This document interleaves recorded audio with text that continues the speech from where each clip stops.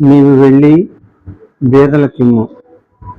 యేసు అతన్ని చూచి అతన్ని ప్రేమించి, నీకు ఒకటి కొదువుగా ఉన్నది, నీవు వెళ్ళి నీకు కలిగినవన్నీ అమ్మి బేదలకిమ్ము, నీవు వచ్చి నన్ను వెంబడించమని చెప్పాను.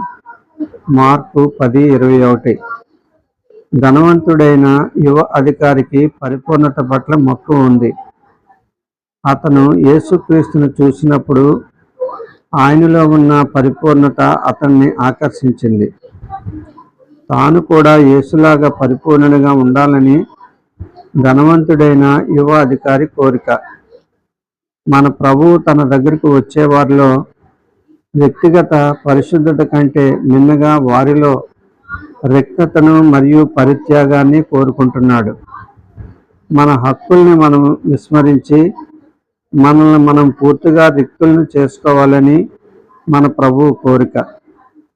మన ప్రభువుతో మనకున్న అన్యోన్యత ముందు ఏ సంబంధ బాంధవ్యాలు గొప్పవి కావు. లూకా 14:26 వచనము రక్షణ గురించి, పరిశుద్ధత గురించి మాట్లాడడం లేదు, కానీ యేసుక్రీస్తు పట్ల మనము షరతులు లేని అన్యోన్యత చూపాలని చెబుతుంది. మనలో కొద్దిమందికి మాత్రమే నిర్నిబంధమైన అన్యోన్యత తెలుసు. కొద్దిమందికి మాత్రమే తమను తాము రిక్తులను చేసుకుని యేసుకు లోబడడం తెలుసు. యేసు అతన్ని చూచి అతన్ని ప్రేమించి. మార్కు 10:1. యేసు ప్రభువు నీ వైపు ప్రసరించిన ప్రేమ దృక్కులు నీ దృష్టిని అన్యదా మరల్చగలవా? యేసు దృక్కులు నీ అంతరంగంలోనికి చొచ్చుకొని పోయి ఆయనకు నిన్ను బందీని చేస్తాయి. యేసు దృక్కులు నిన్ను రూపాంతరకరిస్తాయి. యేసు నీ వైపు ప్రసరించిన చూపులు నీలోని కఠినత్వాన్ని, కర్కశాన్ని రూపుమాపి నీలో మార్ధవాన్ని నింపుతాయి.